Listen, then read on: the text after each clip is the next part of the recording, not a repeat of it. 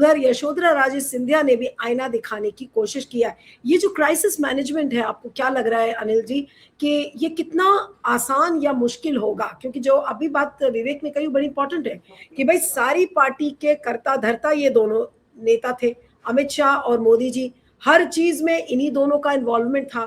तो अब जब क्राइसिस आएगी तो क्या बीजेपी के नेता उनका साथ देंगे? ये एक बड़ा सवाल है। जो बाकी बीजेपी के नेता हैं, क्या वो मोदी और शाह का इस समय साथ देंगे, या फिर अब वो किनारे लग जाएंगे, कहेंगे कि भाई ठीक है, दोनों ने तो हम सबको अलग कर दिया था। मोस्ट ऑफ द टाइम जो बीजेपी का कार्यकाल था उसमें सारे लीडर्स साइडलाइन थे, तो अब क्यों मोदी और शाह साहब का लोग साथ देंगे? आपको लग रहा है इस क्राइसिस मैनेजमेंट में बाकी जो बीजेपी के नेता है वो मोदी और शाह साहब के साथ आएंगे?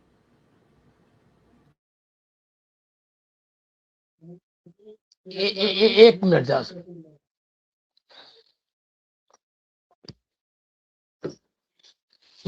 ऐसा है कि ये जो आप क्राइसिस कर रहे हो, क्राइसिस नहीं है, ये है कोलैप्स।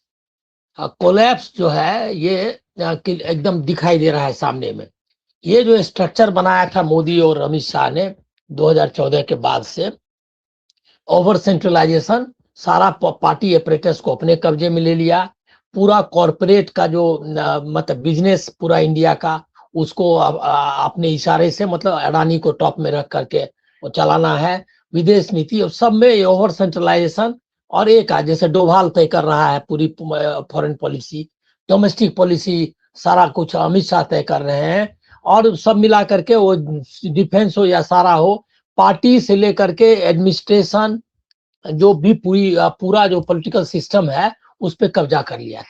तो ये कब्जा जो है वो टूट रहा है, वो अब मतलब उसका कोई इसको बचाने वाला नहीं है। क्राइसिस नहीं है, इस क्राइसिस का ये और ये दूसरे तरफ एक आइडियोलॉजिकल क्राइसिस भी है। आइडियोलॉजिकल क्राइसिस ये है कि जो हिंदुत्व का जो था कि इन लोगों को बता रहे थे कि यही इंडिया को यूनाइट कर सकता है, और ये जो है, और जबकि वो हिंदू तो यूनाइट नहीं कर रहा था, ये कर रहा था इनका एडजस्टमेंट, जैसे कि ओबीसी को ईबीसी के खिलाफ खड़ा कर दिया, अपर कास्ट को इसके खिलाफ खड़ा कर दिया। इस तरह से डिविसिव जो कॉलोनियल पॉलिटिक्स थी ब्रिटिश के समय में, उसी को अडॉप्ट किया, लेकिन बता रहा था इसको आइडियोलॉजिकली कि ये हिंदुत्व के कारण लोग इकट्ठा हो रहे हैं, देखो कितना इसको समर्थन मिल रहा है, लोग बीजेपी को कितना मान रहे हैं। तो वो एक झूठ था, और हिंदुत्व में है ही नहीं वो पावर ये करने के लिए। वो उनका इरादा ये था कि 80 वर्सेस 20 मुसलमान के खिलाफ पूरा यूनाइट करा देंगे। वो पॉलिटिक्स भी थी और एडजस्ट तरीका भी था, वो नहीं काम किया। तो आइडियोलॉजिकल जो है कोलैप्स है, और दूसरा है कि जो स्ट्रक्चरल कोलैप्स है, दोनों हो गया। अब ये जो आप देख रही हैं, जो आपने बताया कि यशोधरा राजे का आया है या वो गए मिलने के लिए, वो अलग, उसको देखिए। वो जो नीतीश कुमार वाली बात है मिलने की, उसको आप शुद्ध शुद्ध पॉलिटिकल सेंस में देखिए। वो जो ये दोनों लोग हैं, उसमें नीतीश कुमार के साथ जो आदमी है संजय झा, और बगल में ललन सिंह, इन लोगों ने बीजेपी के साथ अलायंस कर लिया है। और वो नीतीश अब कोई अलायंस या ऐसी स्थिति में नहीं है स्वास्थ्य के हिसाब से, तो उनको ला करके खड़ा किया है। इसका मतलब कि बीजेपी और जेडीयू में एक नया वो जो है एडजस्टमेंट बिहार में करने की कोशिश कर रहे हैं। क्योंकि क्या हुआ है ग्राउंड पर कि जेडीयू का पूरा मतदाता, बीजेपी का तो खिसका ही है, जेडीयू का मतदाता भी चला गया प्रशांत किशोर को वोट किया है। क्योंकि वहां जो है, जो स्ट्रक्चरल मतलब जो डेटा आप देखिएगा, तो 35% से 40% के बीच में सवर्ण है, उसके बाद ओबीसी है, मुसलमान है, मतलब मुसलमान, यादव, ये दोनों मिला करके उसके करीब करीब 20-25% है, और बाकी ईबीसी है, और ये कुर्मी या कुछ वहां थोड़ा बहुत है, लेकिन बहुत छोटी छोटी जातियां हैं, वो उनकी संख्या है। तो वो जो है वो इनके खिलाफ मतदान किया है। तो वहां पर अब जेडीयू से मिल करके वो जो वोट बैंक है, और जेडीयू ने उनको नीतीश को ले गए, लेकिन असल में ये संजय झा और ललन सिंह ये बात करने गए होंगे कि भाई देखिए, हमारा भी वर्कर आपके खिलाफ वोट किया है, अब जो है अलायंस प्रॉब्लम में है ग्राउंड पे, तो अब हम लोग इस तरह से करें कि बचे। ये दोनों अब बीजेपी के लिए काम कर रहे हैं। अब जेडीयू बचने की बहुत कम संभावना है, लेकिन जेडीयू से पहले बिहार में बीजेपी को प्रॉब्लम है, क्योंकि बीजेपी के पास अपना कोई आधार है ही नहीं। अब आधार ये था कि जो अपर कास्ट का आधार था वो टूट रहा है, और जो बाकी था निगेटिव वोट था कि आरजेडी के खिलाफ वाले वोट उनको इकट्ठा करता था, तो वो अब उनके पास कुछ है नहीं। तो अब ये जो है वो, ये आप सोच लीजिए कि दोनों चीज हो गई है। ग्राउंड पे जो बनाई थी एडजस्टमेंट नॉट यूनिटी, वो यूनिटी टूट रही है। अब एक इससे जो पॉजिटिव बात है समझने की, वो ये है कि इसका मतलब ये है कि जो हिंदू यूनिटी का इन्होंने नाटक खड़ा किया हुआ था वो बहुत ही सतही है, और उसमें कोई दम नहीं है। वो भी चंदा चोरी का इशू आने के बाद वो भी अब उनको उनको भरोसा नहीं रह गया है। तो जो मोदी अमित शाह ने आरएसएस के साथ मिलके एक जो फसाड जो क्रिएट किया था, वो अब वो ध्वस्त हो रहा है। तो अब इसका क्राइसिस नहीं है, कोलैप्स है। लेकिन इसको एक सवाल है कि नीतीश कुमार क्या अब हावी हो पाएंगे एक बार फिर से मोदी जी के ऊपर, और कि क्या, या फिर आपको लगता है कि वो अब इस लायक नहीं बचे कि वो मोदी जी पर हावी हो? नहीं नहीं, हावी होने का तो कोई क्वेश्चन ही नहीं है, उसकी तो कोई दूर दूर तक संभावना नहीं है। ये लोग मोदी को ले गए, मोदी के पास नीतीश को कोई बात करने के लिए, ऐसा नहीं। मोदी अब नीतीश कुमार अब करीब करीब मुखौटा है वो, ताकि कोई भी बात जो भी मेल वहां पर गए मिलने के लिए, तो उसको लेजिटिमेसी देने के लिए उनको बुलाया गया। ये लोग असल में बात करने गए होंगे कि ये जो प्रॉब्लम आया है इसको ये दूर हो सकता है या नहीं, और इसके लिए क्या करना चाहिए। अब इन लोगों के दिमाग में क्या है हम नहीं जानते, लेकिन इसका मतलब है कि ये लोग जो सम्राट चौधरी की लीडरशिप है उसको बदलने के लिए वो गए होंगे, कहने के लिए कि सम्राट चौधरी के बस का नहीं है, आप बीजेपी से ही बनाइए, लेकिन कोई ऐसा दमदार आदमी बनाइए जो एनडीए को लीड कर सके और बचा सके हमको।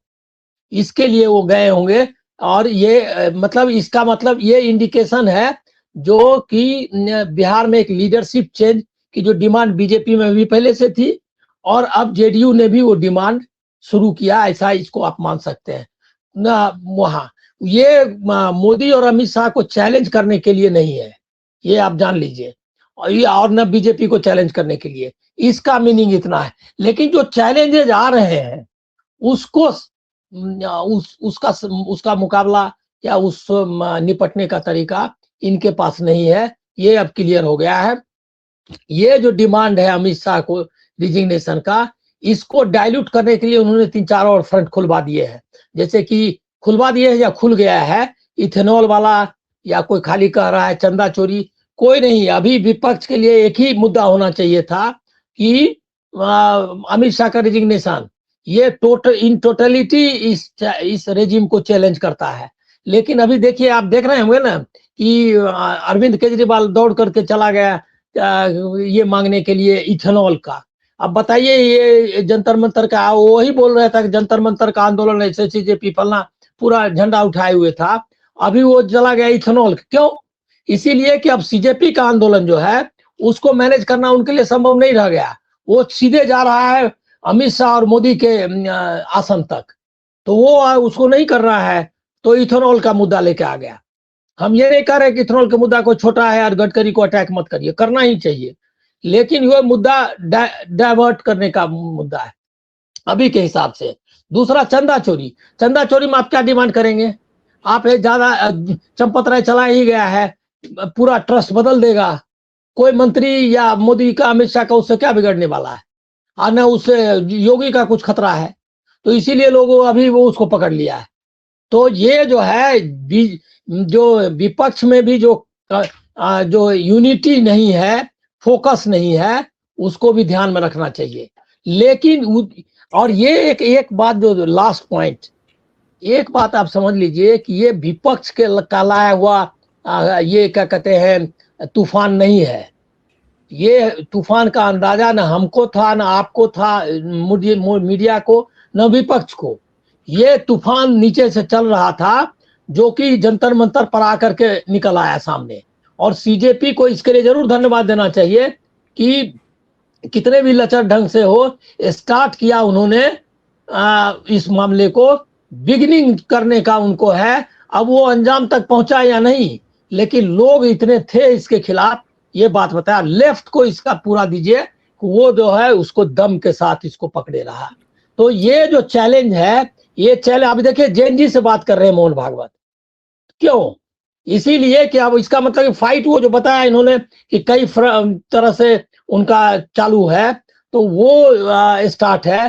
तो अभी मुझको लग रहा है क्या कि दो तीन चीजें इसमें समझने का इतना ही है कि इनके पास कोई भी मैनेजमेंट का अब चलने वाला नहीं है, क्योंकि अब अमित शाह की ही बात और मोदी की बात मानने के लिए तैयार नहीं है। वो दतिया में आपने देख लिया, बांकीपुर में भी मैं आपको बता रहा हूं कि प्रशांत किशोर नहीं जीतते अगर उनको बीजेपी वर्कर्स अगर पूरी तरह से नितिन नवीन के कैंडिडेट को समर्थन करता, लेकिन वो नहीं किया, इसीलिए कि वो ऊपर से आदेश दे दिया और किसी को उठा के खड़े कर दो, ये मानने के लिए तैयार नहीं है। तो बीजेपी स्ट्रक्चरली डिवाइड हो गई है और आइडियोलॉजिकली उसके पास कुछ नहीं है ऑफर करने के लिए, जिससे कि कोई एक बड़ी यूनिटी क्रिएट कर सके। तो ये कोलैप्स है, इसको जो है ये नहीं मानना चाहिए, मतलब सिर्फ क्राइसिस नहीं मानना चाहिए।